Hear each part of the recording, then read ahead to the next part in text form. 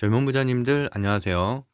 모든 재테크를 거미줄처럼 연결하고 있는 재테크 슈퍼거미 법학자 훈우입니다.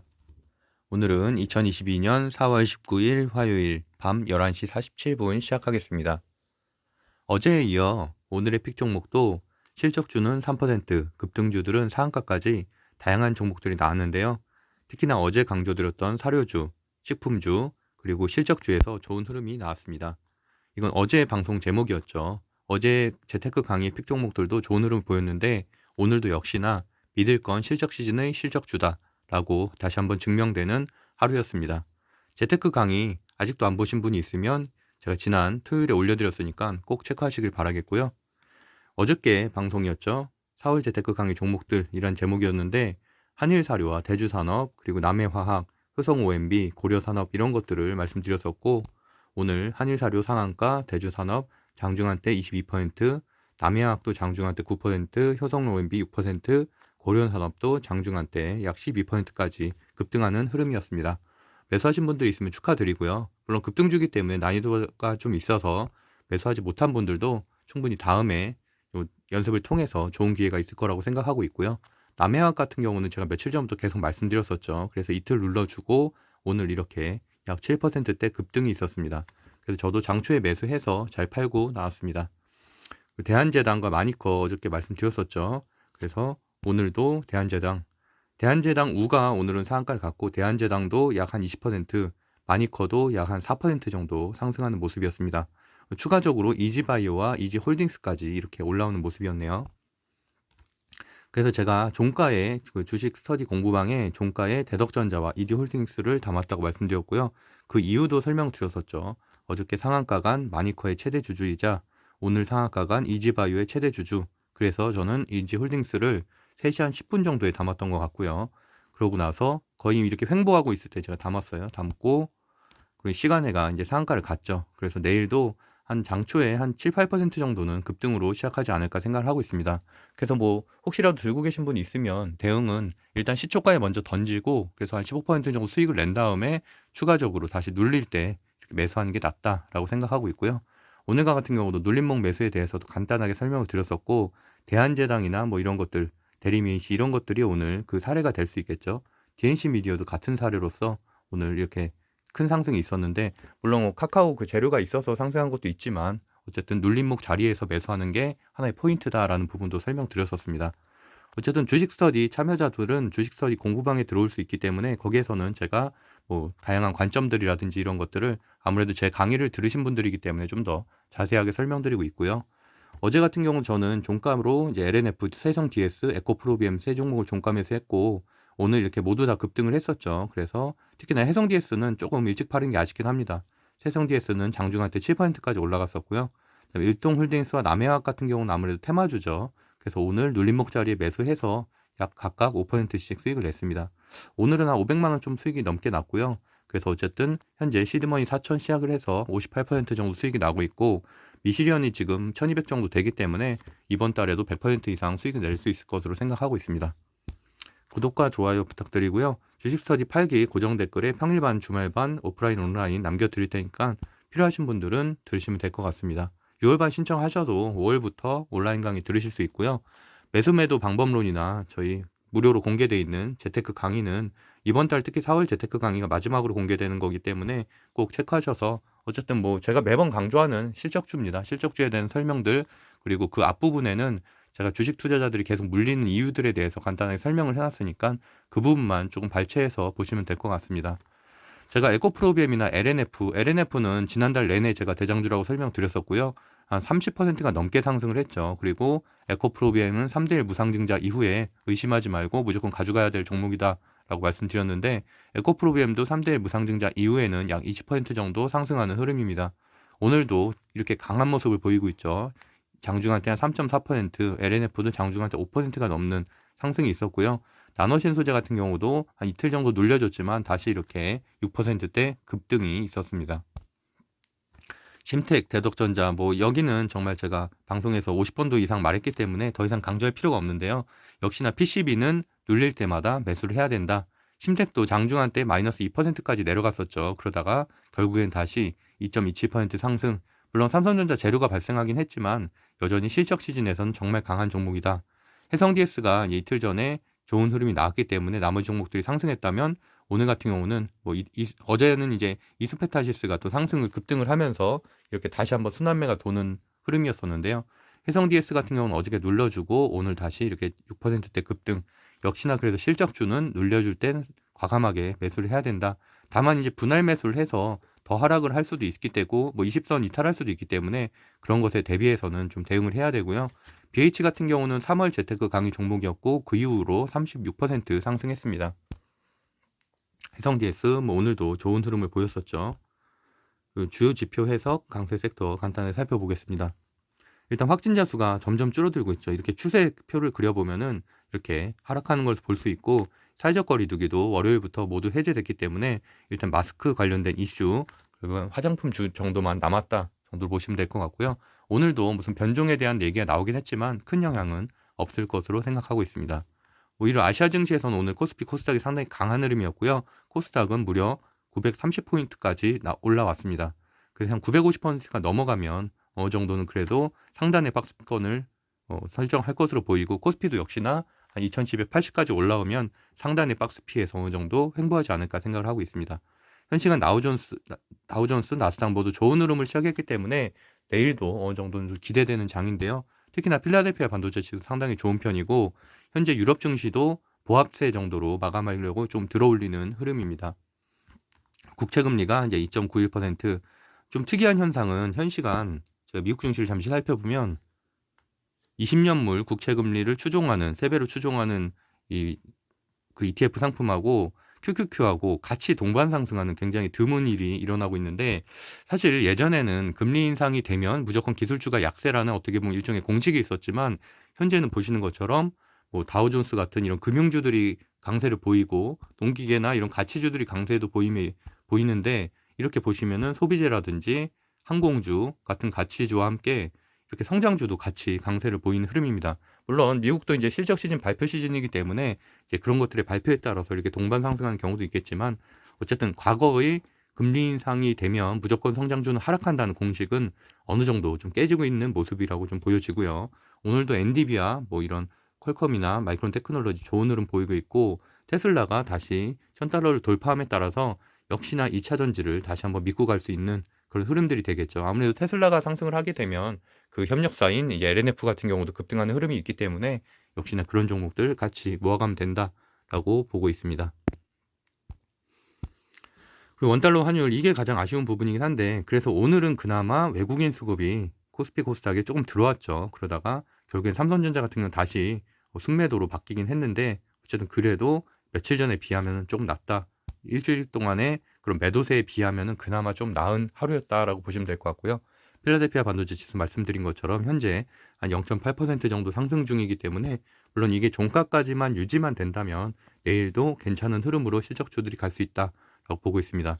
빅스 지수는 소폭 하락해서 어저께에 비해서는 약 한 22% 정도니까 조금 하락한 모습이고요. 유가 지수는 100달러 역시나 유지하고 있고 다만 좀 특이한 점은 옥수수, 대두, 돈육, 소맥, 대두밥 이 관련된 종목들이 그 원자재 가격들이 상당히 급등을 하고 있어요. 그러다 보니까 오늘도 역시나 사료주 그리고 내일도 사료주가 강할 것으로 또 관련된 식품주가 강할 것으로 생각을 하고 있습니다. 그러니까 어떻게 보면은 금속에 비해서는 어느 정도 이런 원자재 쪽이 좀 더 강한 흐름을 보이고 있다. 특히나 옥수수 같은 경우는 지금 5년 동안에 가장 높은 가격을 보이고 있죠. 그래서 이것과 관련된 종목들도 계속 상승을 하고 있는 모습이고 사료, 농기계 관련된 주들 다 역시나 강한 모습을 보이고 있습니다. 특히나 오늘과 같은 경우 보시는 것처럼 한일 사료가 이제 상한가를 갔죠. 어떻게 보면 현대 사료 같은 경우는 대주주 변경 이슈로 7연상을 갔었나요? 7연속 상한가를 갔기 때문에 어느 정도 이제 재료가 소멸됐는데 거기에 비해서 한일 사료 같은 경우는 보시는 것처럼 또다시 상한가를 가면서 신고가를 돌파했는데 내일 같은 경우는 이제 하루 단일가 거래 정지입니다. 하루 거래 정지고 모레부터 다시 거래가 재개되고요. 그러다 보니까 이 수급들이 다시 다른 사료주로 내일 이동을 하겠죠. 그래서 역시나 대주산업부터 시작해서 아랫단에 있는 종목들까지 역시나 다시 한번 좀 체크를 해봐야 되고 또 내일 같은 경우는 음식료주 쪽에서도 제가 이제 어제도 음식료 쪽 좀 매수해야 된다는 의견을 좀 드렸었는데 오늘 그래서 만약에 매수하신 분이 있으면 내일 상당히 오늘과 내일 좋은 수익률을 냈을 거라고 생각을 하고 있습니다. 내일도 이제 대한제당우 일단 오늘 상한가한 종목들인데 이지바이오, 이지홀딩스 이 세 종목은 일단 급등 출발할 것으로 시작이 되고, 다만 말씀드린 것처럼 시초가에 매매를 하기보다는 어느 정도 눌려주는 자리에 매수하는 게 훨씬 나은 전략이다라고 여러 번 설명드렸었습니다. 그리고 현 시간 가상화폐 관련돼서도 지금 좀 이슈가 나왔죠. 그러면서 이제 급등하는 흐름이 있는데, 뭐 이런 것들은 아무래도 가상화폐 관련된 게임주라든지 이런 뭐 두나무나 빗썸 관련된 주에는 일부 수급은 들어올 것으로 보이지만, 최근에는 그런 종목들이 모든 추세를 다 이탈을 하고 상당히 약한 흐름이기 때문에 큰 이슈는 아니라고 생각을 하고 있습니다. 이런 이슈들이 좀 나왔었죠. 미국에서 현물 ETF를 승인 가능성에 상승 전환을 했다. 그래서 오늘 낮부터 좀 강한 흐름을 보이고 있고요.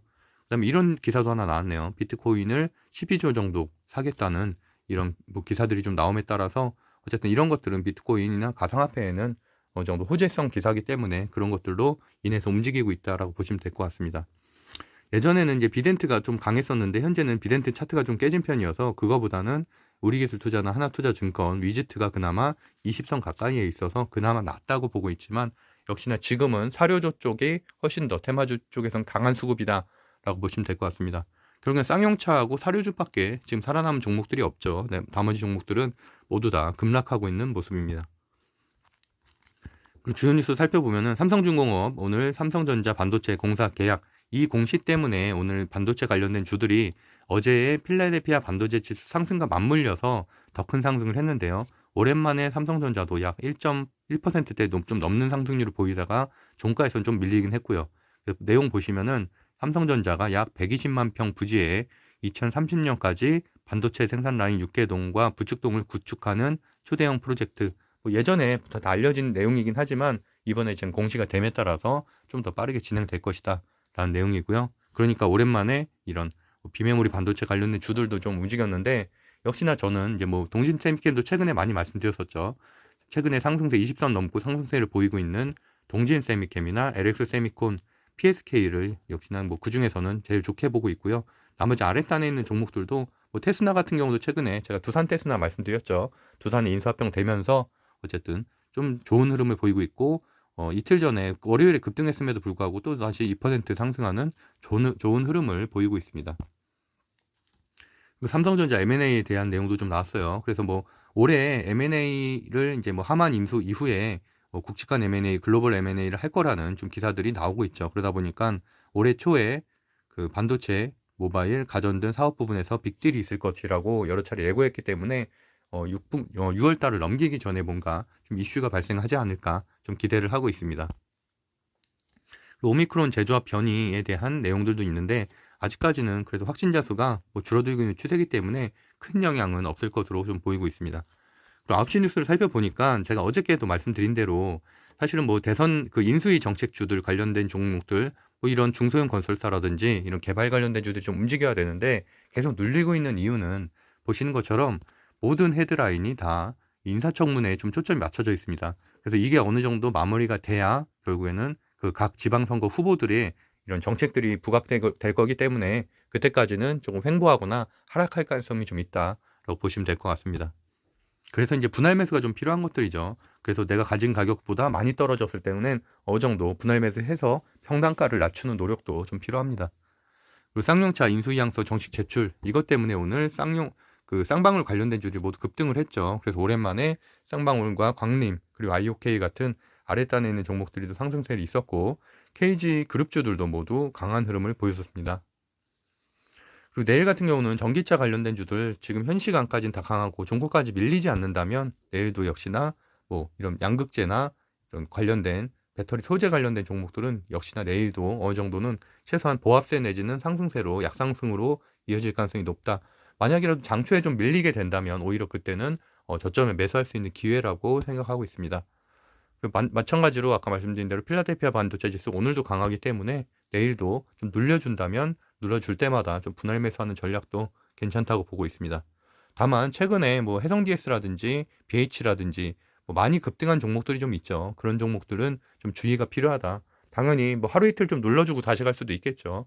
그래서 그런 부분들, 왜냐하면 이런 PCB 쪽의 실적 발표가 거의 좀 시간이 좀 남았습니다. 지금 4월 중순밖에 안 됐는데 거의 한 5월 초 정도에 실적 발표가 나오기 때문에 꽤 시간이 많이 남아서 계속 상승할 수는 없겠죠. 당연히 조정과 상승을 반복하면서 우상향을 하겠죠. 우리 1위부터 30까지 상승률 빠르게 살펴보면은 역시나 오늘은 한마디로 정리하면 사료주가 가장 강했다라고 보시면 될 것 같아요. 대한제당 우가 상한가를 가장 빠르게 갔고, 그다음에 이지바이오, 이지홀딩스 이런 종목들. 이지홀딩스는 아까 말씀드린 대로 저는 종가 매수를 했었고 제가 22%에 매수를 했는데 상한가를 시간으로 가는 강한 흐름을 보였습니다. 그래서 내일도 이제 이지바이오가 대장주기 때문에 더 강할 것으로 보여지고요. 한일사료는 아까 말한 대로 매매 정지죠. 그리고서는 내일 모레부터 다시 거래 재개가 되기 때문에 내일은 일단 다른 수급도로 좀 이어질 가능성이 높고, 나머지 대한제당도 내일도까지 한번 체크를 해보셔야 되고요. 그다음에 아랫단에 있는 종목들 중에서는 특별한 건 없는 것 같고, 삼성전자 그 롤러블폰 관련돼서 아이컴포넌트 정도 상승을 했고, 미래나노텍 2차전지 700억 투자 유치 이런 것들 때문에 좀 상승을 했고요. 그 아랫단에도 쌍용차 관련된 주들 좀 있고, 나머지 아셈스 산업용 접착제 화학 관련된 주, 여기도 이제 최근에 계속 30위 안에 좀 들고 있죠. 그래서 정말 많이 올랐습니다. 그리고 원익 IPS, 오늘 아까 말씀드린 대로 삼성전자 그 평택공장 이슈 때문에 오늘 원익 IPS 같은 반도체 장비주들이 오랜만에 상승했다 정도로 보시면 될 것 같고요. 다만 이런 것들은 지속성은 좀 의문을 듭니다. 최근에 상승세가 좀 약했기 때문에 아무래도 매물대도 좀 많고 흐름이 좀 약한 흐름이라서 반도체, 비메모리 반도체라든지 이런 것들은 단기 상승에 그치지 않을까 생각을 하고 있고, 이후에 이제 실적 시즌까지 20선을 돌파하게 된다면은 그때는 실적 발표에 따라서 어닝 서프라이즈 나오는 종목들은 아무래도 좀 급등이 예상되는데, 그 전까지는 좀 횡보세가 이어지지 않을까 좀 생각을 하고 있습니다.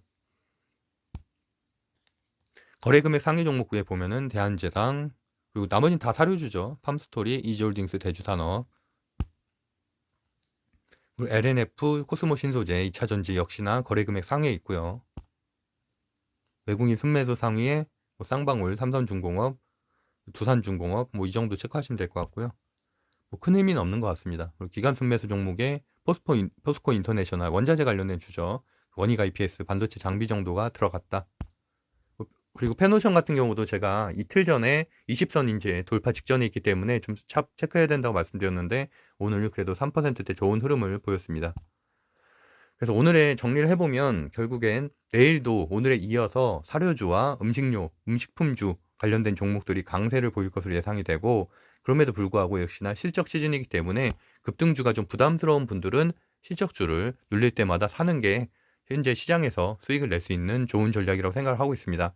급등주는 말씀드린 대로 한 주만 사서 내가 이제 계속 연습을 통해서 정말 승률이 80% 이상 되면은 그때서야 이제 시드를 늘려야지, 함부로 잘못 들어가면 내가 기껏 실적주나 이런 걸로 수익 냈던 것들을 한순간에 20% 30%다 날릴 수가 있다. 그런 부분을 꼭 명심하셨으면 좋겠습니다. 주식 스터디 팔기 제가 고정 댓글에 남겨드릴 테니까 필요하신 분들은 들으시면 될 것 같네요.